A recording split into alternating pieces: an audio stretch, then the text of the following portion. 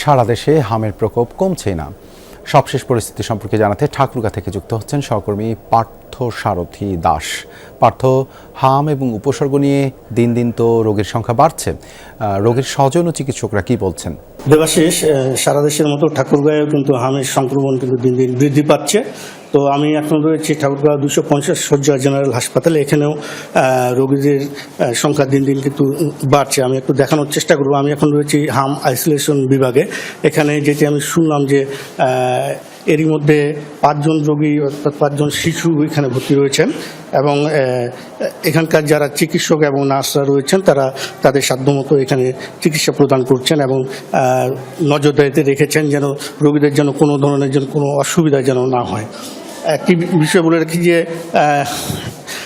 চলতি বছরের অর্থাৎ 1 জানুয়ারি থেকে এখন পর্যন্ত 3 জনের শরীরে ল্যাব পরীক্ষার মাধ্যমে হাম রোগ নিশ্চিত হয়েছেন চিকিৎসকরা এবং গত 24 ঘন্টায় নতুন করে সন্দেহজনক হাম রোগী শনাক্ত হয়নি। তবে 36 জন রোগী হাসপাতালে চিকিৎসা নিয়েছেন এ পর্যন্ত এবং তাদের মধ্যে 31 জন চিকিৎসা নিয়ে ইতিমধ্যে সুস্থ হয়ে বাড়ি ফিরেছেন।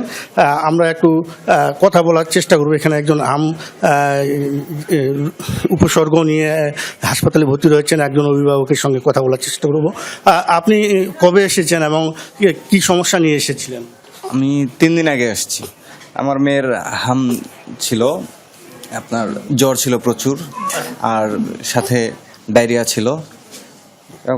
আল্লাহর রহমতে এখন একটু কমের দিকে আছে, মোটামুটি সুস্থ। চিকিৎসকরা বলছেন যে আপনার এখানে ভর্তি দিছে, ট্রিটমেন্ট হচ্ছে এখানে, আর এখানে নার্সরা আছে মোটামুটি, ওরা সবসময় দেখাশোনা করতেছে। যে কোনো সমস্যা হলে ওদেরকে বললে ওনারা সাথে সাথে আসতেছে।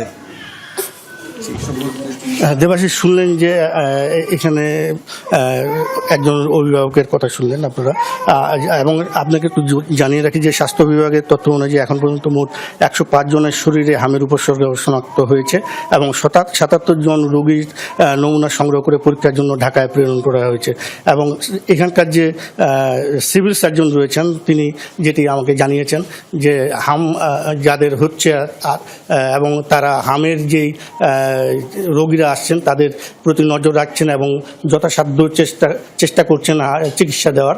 এবং তিনি বলছেন যে হাম উপসর্গ দেখা দিলে কোনোভাবেই যেন অবহেলা যেন না করা হয়, তাদেরকে দ্রুত নিকটস্থ হাসপাতালে নিয়ে আসার জন্য পরামর্শ দিচ্ছেন। দেবাশিস, ধন্যবাদ পার্থ যুক্ত হওয়ার জন্য।